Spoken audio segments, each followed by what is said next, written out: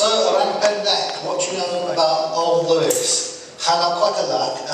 He works in the National Bee Enlargement Clinic in Diss, Norfolk, where they enlarge bees. He says bees are too skinny and they have little bony faces like Jeremy Irons, so they need enlarging. Recently, he has set fire to an orphanage and then took photos of himself laughing. Mr. Oll Lewis.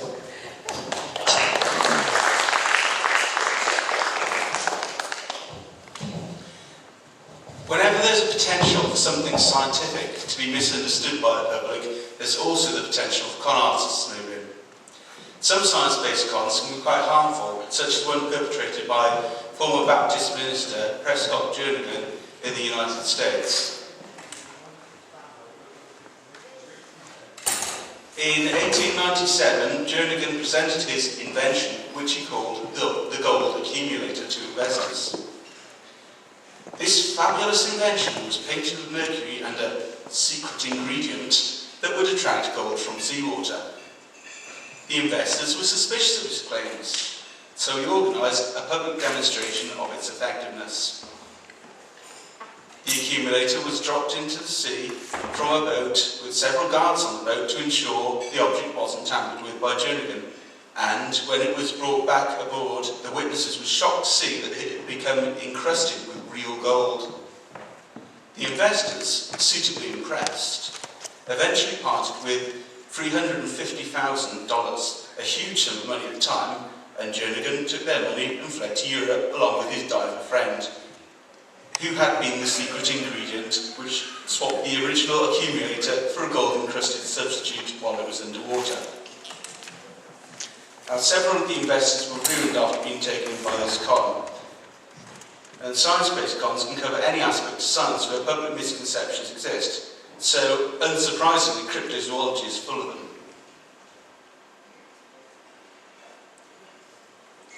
The seeds for one of the most famous cryptozoological cons were unwittingly sown by Mark Twain in 1862. Twain was working for the Territorial Enterprise newspaper in Virginia City when he decided to have a bit of fun and write a junk news story satirising the amateur archaeologists which were buzzing around the local countryside in huge numbers and looking for arrowheads and fossils and other petrified objects.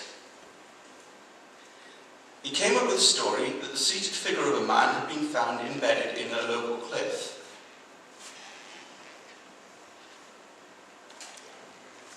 I'll need a glamorous assistant for the next bit, so if Kieran could come down, please.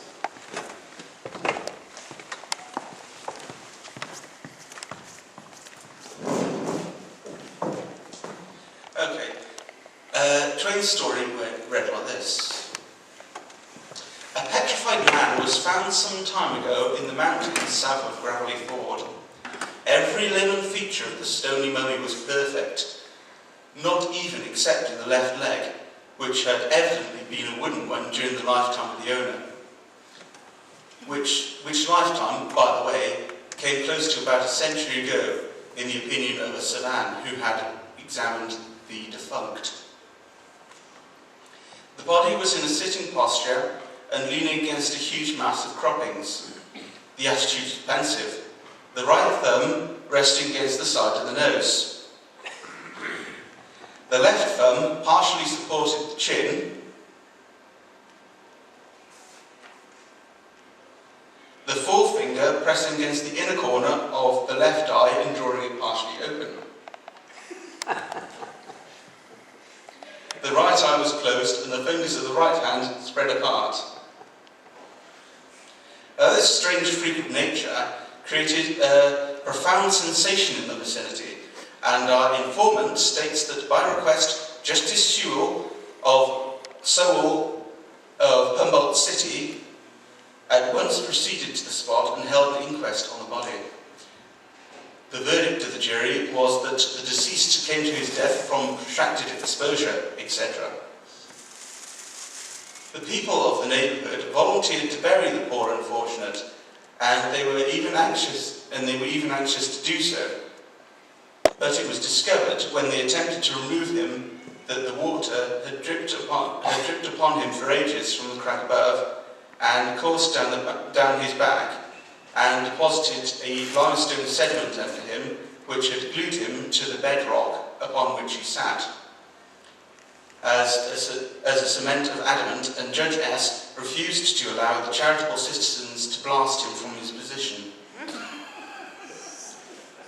The opinion expressed by His Honour that such a course would be less than sacrilege, and was eminently just and proper.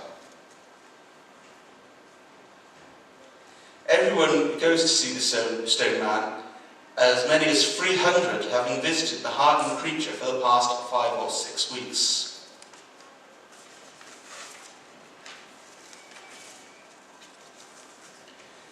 Whereas the local smirked a bit at the silly story and noticed that Twain had described the positions of the man's hands in the article as if the man was pulling a funny face, the editors of other newspapers seemingly believed this story and published it as fact.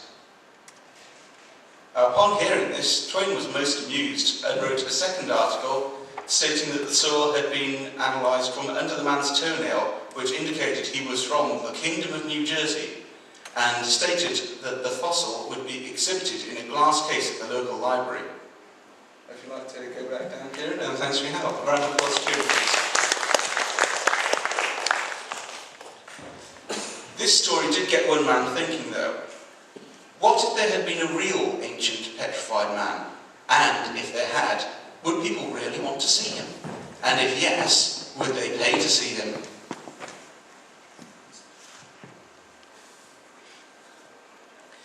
The man who was asking himself these questions was George Hull, a cigar maker and small-time con man from New York. Hull concluded there was a good chance of making money out of a similar scheme, but what he really needed was a hook, something to draw people in from further afield than just the local area. And he got his hook in 1866 when he had an argument with a travelling preacher in Iowa who was talking about giants in the book of Genesis. Around 1867, Hull and a partner, H.B. Martin, brought a 12-foot by 4-foot block of gypsum from a quarry near Fort Dodge, and set a pair of sculptors in Chicago the job of carving a giant.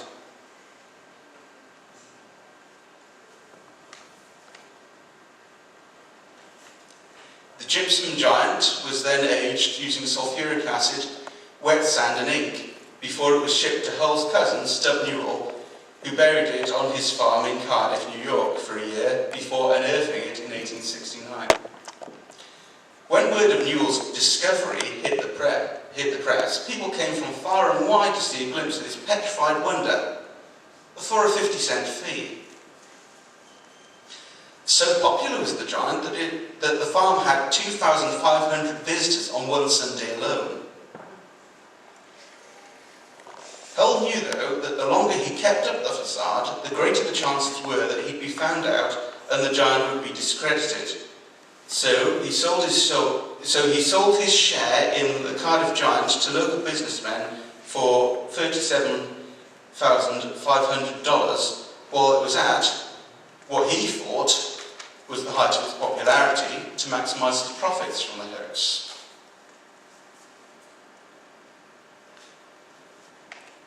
The sale of the giant to David Hannam and a consortium of 4 more businessmen proved to be a premature move on Hull's part, because when the man moved the giant to Syracuse in New York, the crowds were much bigger, even after a large number of eminent scientists had turned up to scoff at the giant.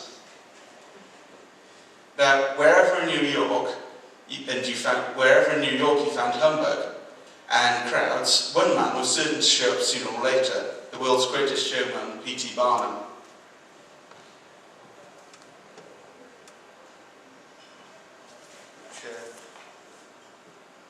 You've got it. Is it by magic? There we go.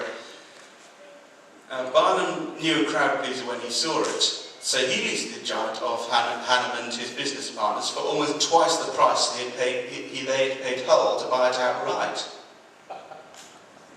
When Barnum's lease expired, he offered to buy the giant, but the consortium refused his offer, opting instead to take the Giant on a national tour. This did not deter Barnum, who, being a clever man, had secretly had a cast made of the Giant so he could continue to exhibit his fake. Barnum's plan would have worked perfectly had, upon the original Giant's return, both Giants not been on display in New York at exactly the same time. Now, obviously, this was going to take some explaining, and being possessed of what can only be described of balls of seal, not balls of seal, what can only be described as balls of steel, Barnum denounced the original Cardiff Giant as being a fake. And this had the added benefit of implying that Barnum's Giant was, to coin a phrase that's been used recently about a certain other cryptozoological scams, the real deal. So crowds flocked at his expense. So crowds flocked to Barnum's Giant at the expense of the original. In response to seeing Barnum's claims in the newspapers, Hannum uttered the famous phrase that would one day be misattributed to Barnum himself: "There's a sucker born every minute." Hannum applied for an injunction against Barnum, but was told he would only receive one if he could prove his Giant was genuine in court. Any slim chance Hannum had of being able to prove this evaporated when, in December 1869, Hull came clean and told his story to the press. The court ruled that as Barnum had told the truth in declaring Hannum's Giant a fake, that Barnum had no case to answer. In the end, the excitement around the Giants died down, mostly as a result of Hull's confession, which meant even people who didn't trust the scientific debunking would have difficulty getting excited enough to part with money to see a plaster sculptor. Eventually, the Cardiff Giant made its way to the collection of the Farmers Museum in Cooperstown, New York. In Cooperstown, or if the slide will actually come up. Come on, slide, come on. Okay. Eventually, the Cardiff Giant made its way into the collection of the Farmers Museum in Cooperstown, New York, via a publisher who'd been using it as a coffee table, where it remains to this day. And Barnum's Giant made its way to, now I have to be careful here, because it's a lot of alliteration, Marvin's Marvelous Mechanical Museum in Farmington Hills, Michigan. Say that again. No, I wouldn't say it again.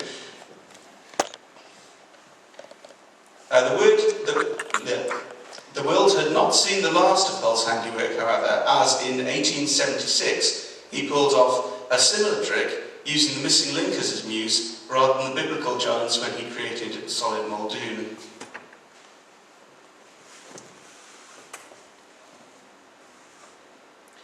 Learning from some of the criticisms made by the scientists of the Cardiff Giant, Hull set about to make this creation look more authentic than just a block of gypsum. Among the materials he used in its construction were mortar, meat, bone dust and clay, and it was baked in a kiln before being placed in the ground near the town of Bewley, Colorado. 3 months later, the petrified missing link was discovered by a friend of P.T. Barnum's called William Conant, who took it on a tour of Colorado. After a successful run in the state, Solid Muldoon was then taken on a national tour, culminating in New York City, where Barnum, in a great publicity stunt, allegedly offered to buy it. This particular plot was probably hatched between Barnum and Hull, most likely around the time of Hull's 1869 confession, which had saved Barnum from getting sued. Now, whoever was involved, Hull decided to get out while things were going well once more, and this time confessed to the press again, probably getting some cash in the process. Solid Muldoon eventually disappeared, which is not too surprising considering the fact that it had not only been well and truly outed as a hoax, and also due to its part meat composition, which must not have smelled very pleasant. But in 1976, a replica was made and buried several years later. The gravesite of this replica can be seen at a roadside between Bewley and Pueblo in Colorado. As far as is known, Solid Muldoon was the last time George Hull made a giant, but over a decade later, another petrified man was to become big news in Colorado. At this time, however, the petrified man in question was certainly not a crude model like any of Hull's had been.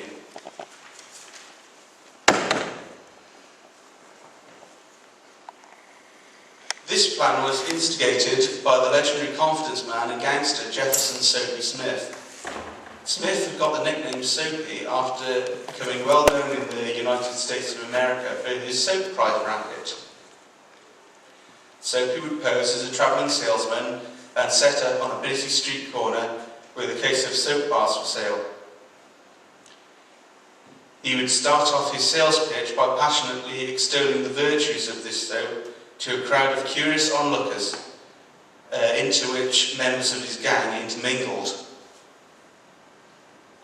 Soapy would then start to wrap paper money around some of the bars of soap in denominations between $1 and $100 and mix these in amongst the other bars as an added incentive to make people buy the soap. Soon, one of Soapy's plants in the crowd would loudly proclaim that he had won some money and make as much of a song and dance of it as possible, encouraging more people into buying the soap and possibly winning the money. Pretty soon, most of the cash prizes would have been won. Not surprisingly, all by Soapy's plants, who would announce that there was, among the few remaining bars, still the $100 bill top prize. Soapy would then auction off the bars that were left, making sure that the winning bar went to one of his plants. He made enough money through this scam to build free criminal empires in the United States, where he would rake in even more money through crooked gambling scams and games of chance weighted heavily in his favour. It is often said that he was welcomed into a town because of his control of the underworld often meant that this town was safer for permanent citizens, and he often gave money to worthy causes, not just humanitarian ones, but like churches, and also paying to have the town's prostitutes buried and things like that, but also in payments to local officials to turn a blind eye. In fact, most local officials, like sheriffs and things, he would actually tend to be related to in some way, or they might even be members of his gang. It was in Creede, Colorado that Soapy hit upon his most unusual money-making scheme. Possibly inspired by the interest that Hull's giants had gained previously, Soapy and his gang organised the creation of their own petrified man, McGinty.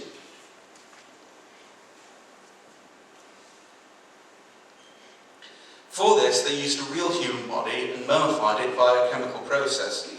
They then claimed that the body had been found by Colorado miners in a mine and charged 10 cents per viewing.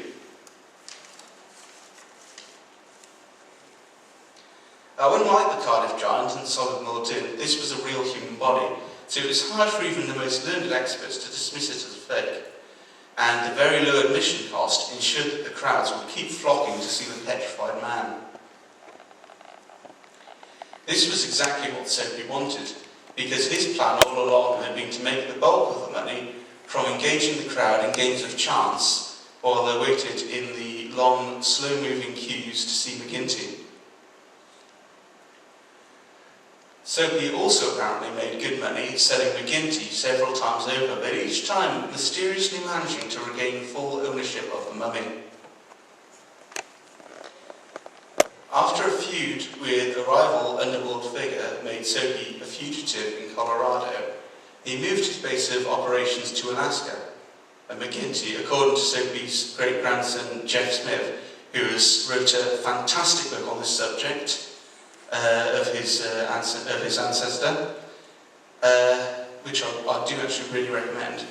And you can find it on details of that on this website here, which is in the corner there, which is soapysmith.net. And I'm now on to be closed. Right.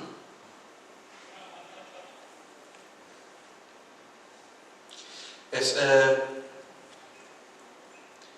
after Soapy had moved to Alaska, according to Soapy's great-grandson Jeff Smith, McGinty ended up in the hands of the Old Curiosity Shop in Seattle, by which time his name had been changed to Sylvester. Don't get worried, we've got plenty of time. Let's do that. Oh, actually, not too far off from finishing. So.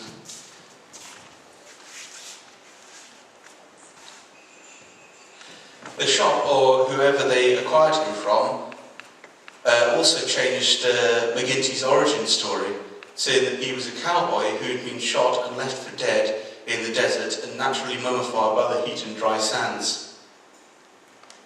As you can see, they also covered his modesty with a rather gaudy-looking loincloth. The origin story of his preservation by the dryness of the desert sands is obviously untrue, as you can tell just by looking at the mummy and his remarkable presentation. When mummies are preserved in such a way, their skin is completely desiccated, and their internal organs become smaller, and they take on the look similar to a skeleton with skin stretched over it, something which has not happened to a great extent with Sylvester or McGinty, as you can see in the picture. And the mummy's body was actually preserved with large quantities of arsenic, which kills bacteria and insects, preventing decomposition from occurring. At the Old Curiosity Shop, you can buy several souvenirs of yours, including this tasteful bobblehead of Sylvester. Now, perhaps Hull, Barnum and Smith are rolling in their graves and cursing their lost profits due to the fact that such marvellously tawdry souvenirs were not available in their day.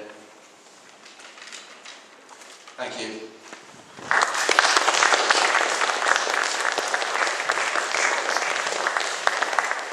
Okay, ladies and gentlemen, something else unprecedented in the history, or sort of unprecedented in the history of the Read Weekend. We've got plenty of time. My microphone may not have been switched on, but we have plenty of time. So, are there any questions for Oll? Come on, boys and girls, ask a question. Oliver? I must have covered it so comprehensively. I was going to say that, mate. Where's Ronan? Go and get Ronan. Go and get Ronan. Tell him to come and ask a question. Ronan, come in here, Ronan. Get in there, get in there. Ronan. Okay, we've got questions for Ronan. Yeah, it's good. Microphone.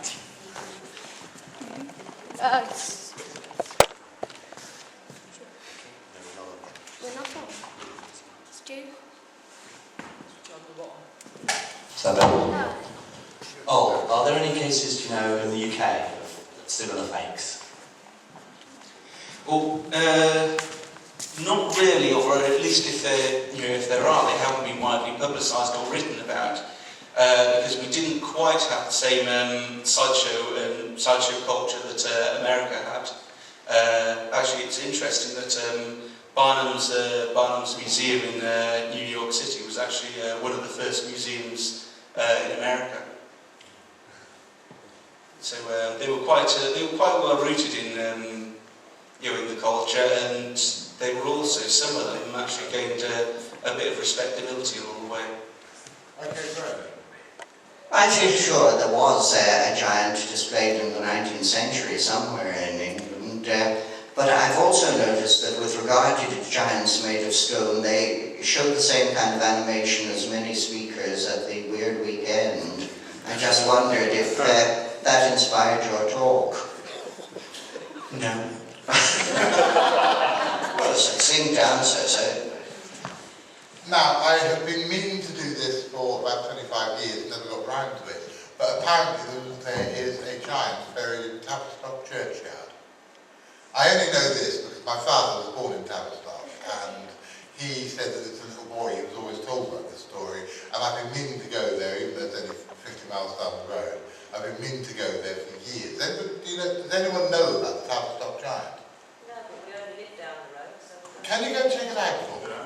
Because I don't know if we're talking about a tall bloke who just happens to be 7 foot tall, or a pituitary giant, or some weird fake or not. I don't know. Lion, you have a question. Perhaps you should check out Dr. Morell's bookstore. Might well be a booklet on it there somewhere. I did actually hear of a giant skeleton found at St Michael's Mount, about 8 feet. Not quite sure how old it was. My question to you is, have you seen some of the strange things from Mother Shipton's petrified well? So if you want to sort of create something.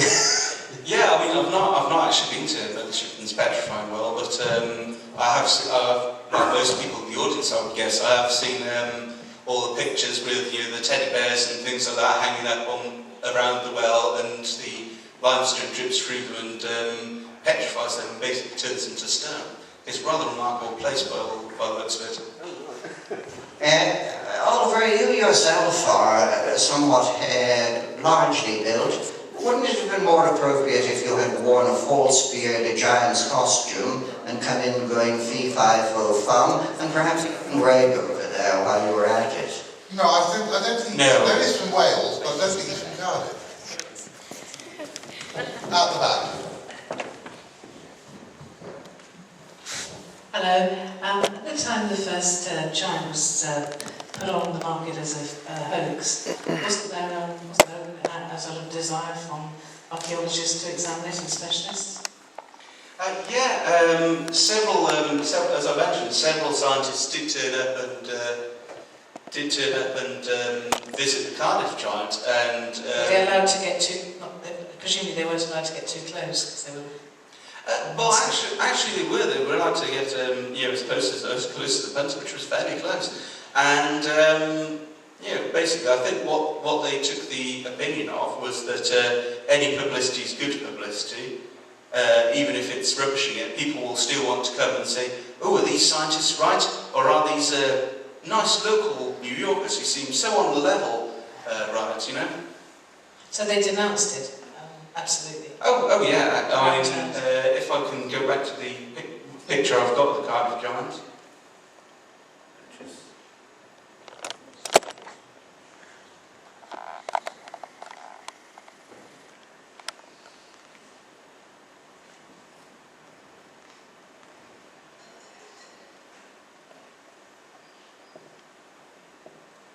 You missed it, didn't you?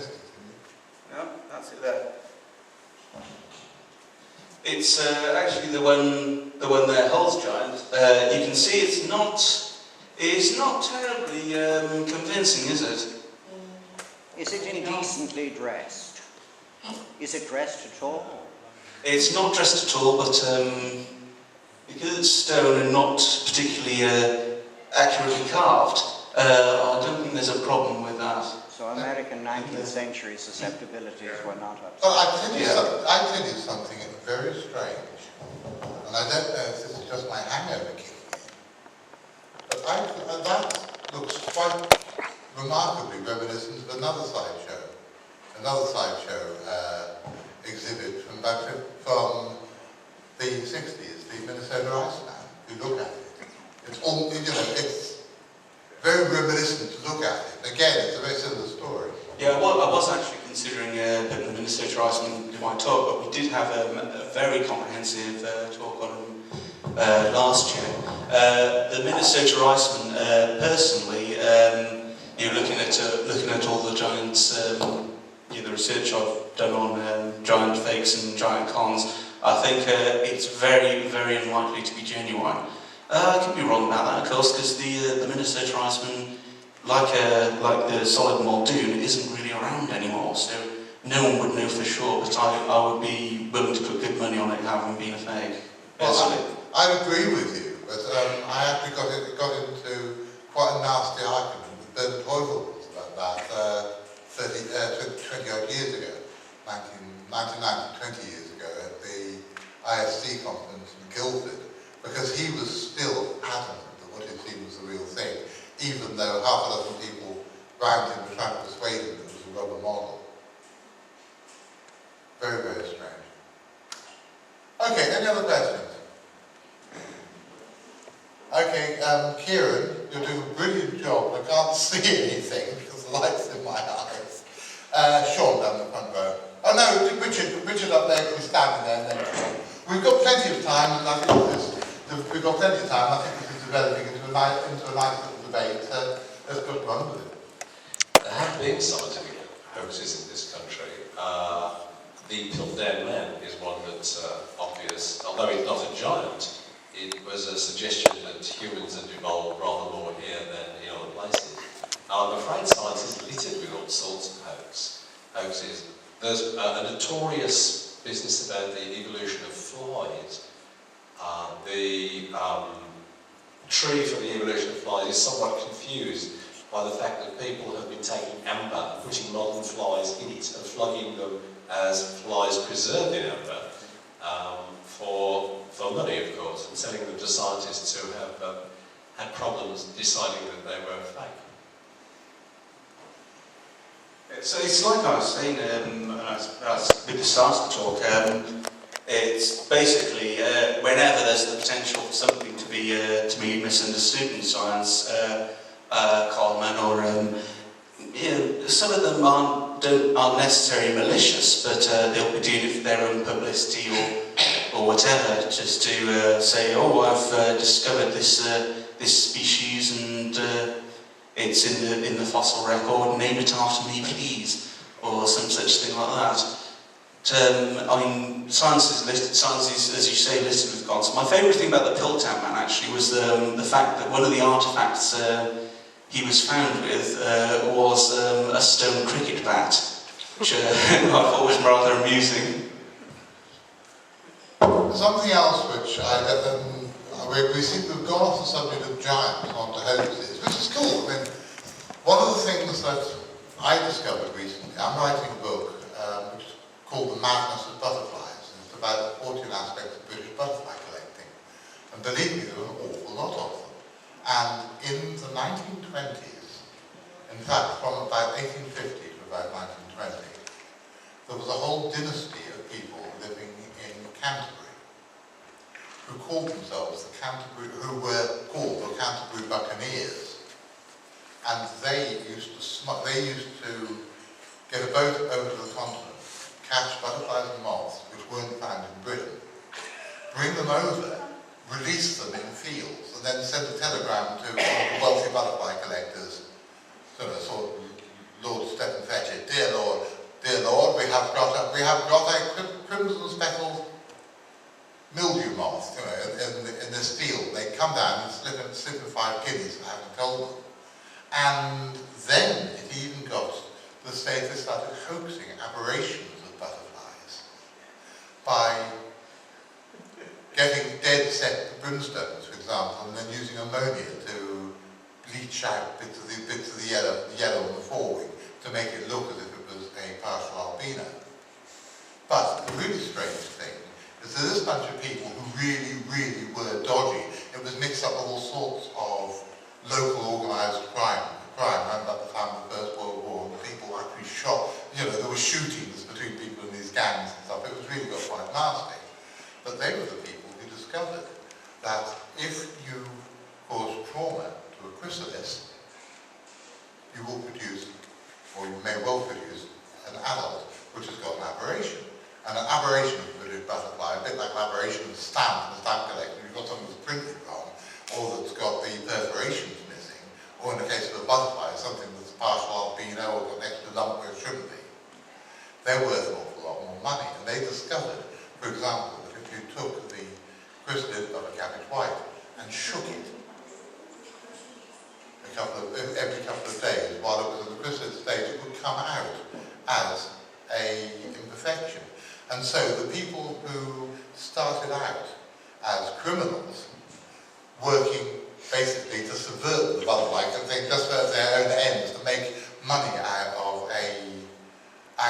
selling complete fakes, actually did push back the boundaries of scientific knowledge without meaning to. And I don't know about you, I find that totally fascinating. But, okay, I've totally digressed off giants. Anybody else? Just sort of, listening to this, is there not a story from Ireland of giants that was sort of unearthed and tall around? I kind of sort of got a vague memory of reading the story about. I can't recall, but I actually remember there was. I do have vague recollections of at least one British giant from the British Isles, which was actually displayed in Blackpool once. And I think I read in 14 Times a good few years ago now that someone felt that they might have actually found the location or resting place of this giant now. Which, so unfortunately I can't remember any more about that particular story than that. But all I remember, I can't sort of remember the story of being unearthed in Ireland, but I don't know too much about the story, so I didn't know if you knew more about it. Anybody else? There was a giant in Britain with two heads called Cap Droit. that's the fella. That's the one I was thinking of, I'm sure. Yes, a scientist examined it in great detail, and somebody suggested it was actually a pair of Siamese twins of unusual size. I wouldn't get to give birth to Siamese twins of that size, but the thing is that scientists were never able to write it off as a complete hoax, but they couldn't. They were sure it was a hoax, but they couldn't see where the joins were, basically speaking. With regard to the Irish giant, I think you may be thinking of O'Brien, the Irish giant, who was actually a human being. He wasn't a mythological giant. He was exhibited in London, but he was just rather tall. I've often tried to pass myself off as a giant, but for some reason I've never enjoyed success.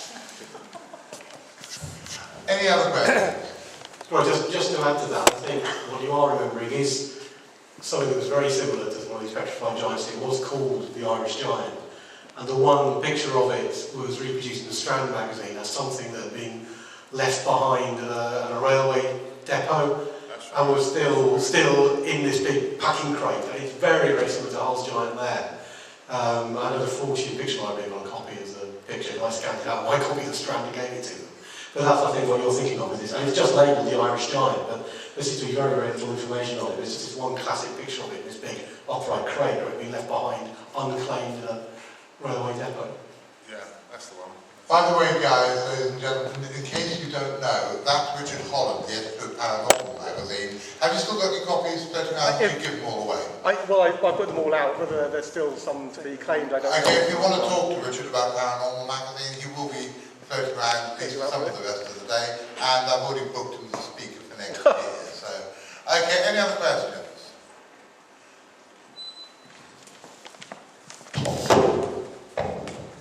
Yeah, if you claim to have a body, be it a giant or be it an average human, like the McGinns, isn't there a legal obligation to submit this to a coroner's inquest?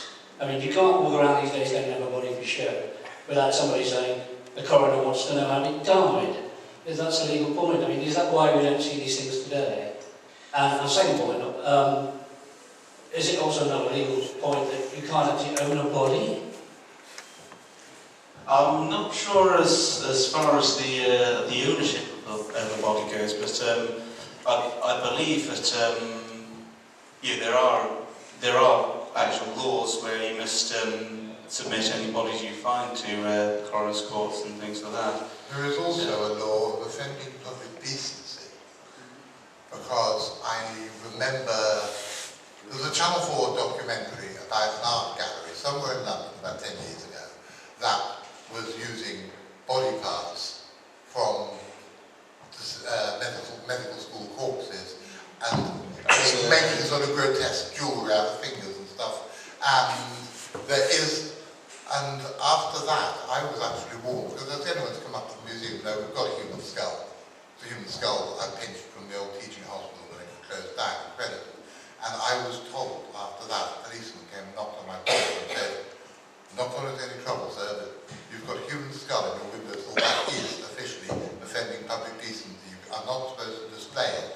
where members of the public on a road outside can see it. And it's like this is an ancient Victorian law that nobody ever thought about until it was resurrected for the art gallery. And the reason the art gallery got busted for it is that they had some of these in their window where people in the street could see it. So yeah, I'm sure there were an awful lot of legal considerations here. Anybody else? What a surprise. This isn't actually for Oliver, it's for John.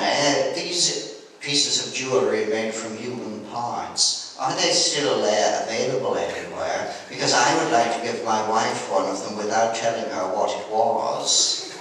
And she would go around wearing it, and perhaps in a few years' time I would tell her what she'd been wearing. Ronan, I'm so looking forward to meeting your wife one day. You lampoon the poor woman every year. Oh, I don't lampoon her. She lambastes me when I get to uppity, shall we say. Any other questions? Well, I tell you what, first of all, thanks all, that was bloody good. I think I like a talk which then sparks an interchange afterwards, and that's a really good thing. I have, again, made a slight cock-up on the programming. We have 10 minutes to fill, and we're not going to have the 10 minutes later. Have you got the footprints here?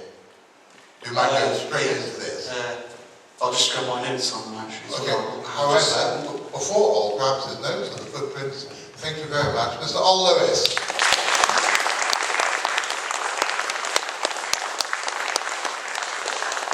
Now, sorry to land this on you with no notice of, but it's actually completely my fault. But anybody who was here last night knows that we now have conclusive proof that there are big cats in Britain, which is what the phrase. There are big cats,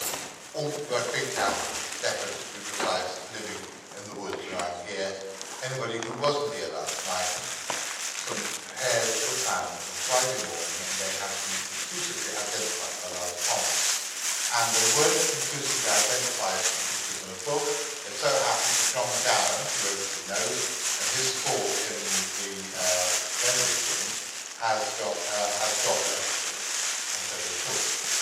hairs from that, and they're compared and they're identical. However, last winter, I was actually in bed at the time, and there was a phone call from a local farmer who is quite a good friend of the theatre, a guy called Roger Hayward, and he said that he'd got some strange footprints in one of his fields, and could you come out? Now, I didn't know that you could take plaster casts in snow. I didn't know you could take plaster casts. Generally, you can't. It's very difficult. Yeah, I didn't know you could do it in British snow. I knew you could do it in sort of heavily packed snow. Oll and Graham went out and they came back with a whole box of footprints. We've got some of them with us today. Oll just told the story, and then if you'd like to examine what I am convinced are alleged footprints, you are very welcome.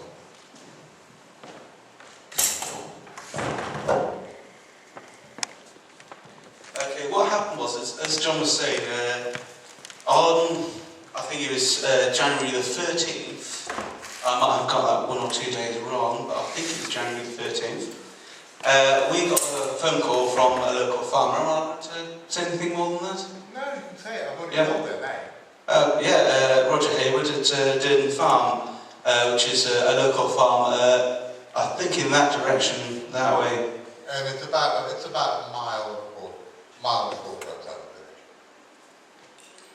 Well, anyway, Graham and I got in late from doing a shopping expedition to Bideford, and we got this message on the answer phone, and it was starting to get dark. I thought, right, we've got to check this out. We've got to do it fairly quickly before the light goes all together. So we went down to see Roger, and he came up with his some farming equipment as well. I think it was his tractor, and his tractor's got a digger. I can't remember which. And we followed him to the field where he saw these tracks, where he'd seen these tracks in the snow. Now, all around the tracks was absolutely pure virgin snow, so there was no question about them being hoax or anything like that, because there would have been other footprints around there. In the same field, we actually did have some other animal tracks as well, like foxes and things like that. So it was good for comparison. But when I looked at the tracks, that day it was very dark. We did take some photographs in what we had left of the light, and Roger actually used the powerful headlights from his farming machinery to actually illuminate the area for us to be able to take photographs then. And Graham, I think, actually went on top of the vehicle and was able to take some fairly aerial shots of the tracks going down across the field. So the next day we came back with some plaster of Paris and also some big huge chunks of ice and almost frozen water from the water butts in the garden. And basically Graham and I proceeded to take some plaster casts, one of which is here. This is probably the best set of tracks I got. And the forepaw is 8 by 9 centimetres, and the hind paw is 5 by 6 centimetres, and there was a 71 centimetre stride length from one set of prints to the forepaw of the next set of prints. And obviously it's, when I first, the night before, posted up something on the blog quickly, I thought, maybe these things can be might be badgers or something like that. But I was then able to take a closer look that day when we went in the light, and they're obviously not badgers. On the prints themselves, you've actually got places where the same footprint has been stepped in by the animal several times. Again, that's quite indicative of a feline. And they were in a set, several sets rather than an actual continuous track. But I actually tracked which again is a good feline indicator as well. And I actually tracked these prints over 3 fields.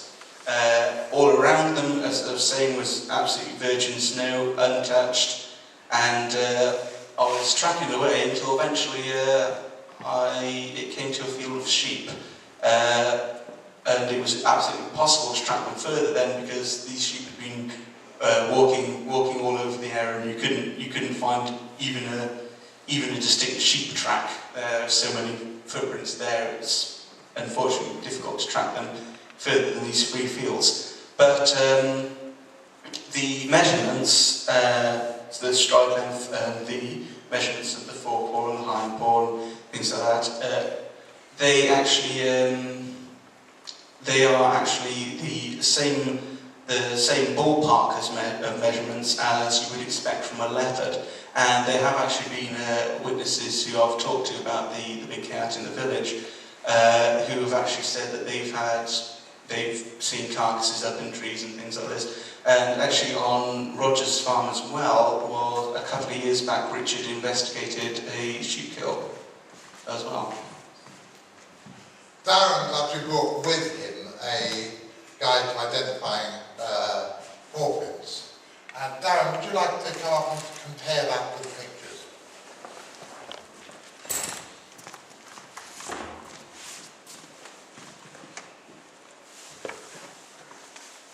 This slide shows some of the main features that you look for in...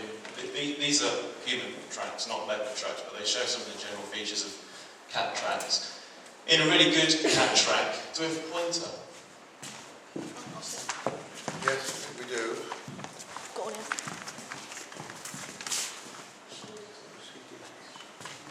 in a really good cat track, the posterior border of the plantar pad, is tri-lobed in cats, but you often don't see that. But you can often see there's a concavity there.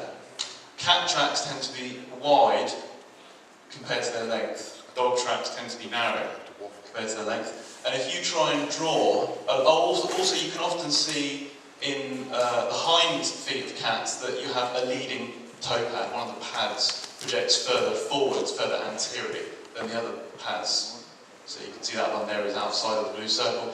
In cat tracks, if you try and draw diagonal lines between the toe pads, the lines always intersect somewhere in the front part of the plantar pad, which is different in dogs. In dogs, if you try and do that, the lines generally come, they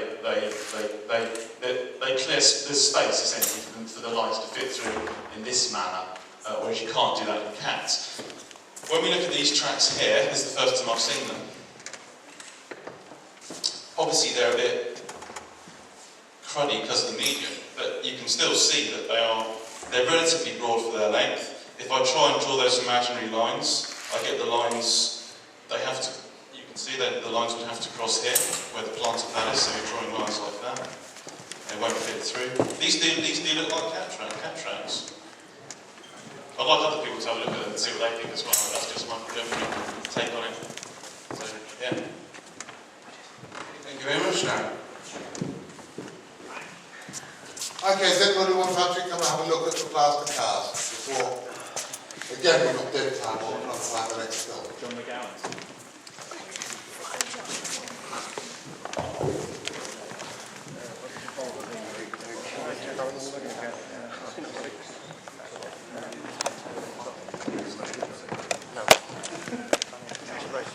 Yeah, all right. Yeah, I've got the backlog things up on my best feed.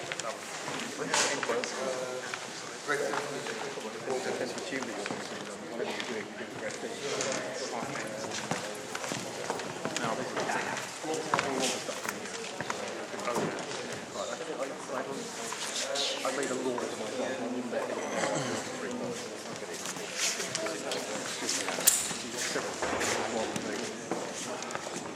What's your word limit usually?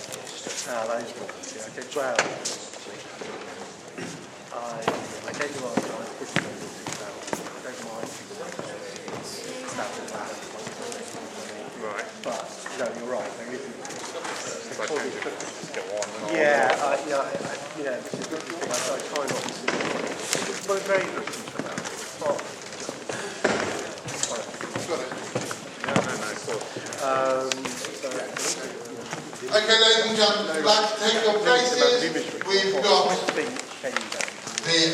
the film of the Great Deficit Experience. It's only about 10 minutes long, then there will be a break. Would people like to take their places, please, for the Great Devon Mystery? Good morning.